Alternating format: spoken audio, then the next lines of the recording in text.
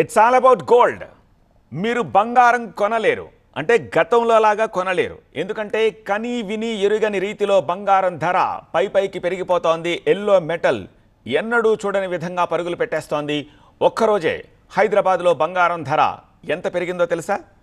చూస్తే మీకు mind blank అవుతుంది. దానికి సంబంధించిన బ్రేకింగ్ ఇప్పుడు చూస్తున్నాము. 1,00,000 వైపు దూసుకుపోతోంది పసిడి ధర.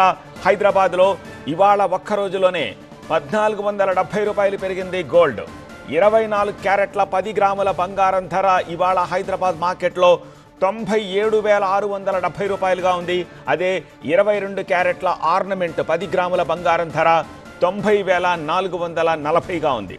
ఇక హైదరాబాద్లో ఇవాళ కిలో వెండి ధర అక్షరాల 98,000.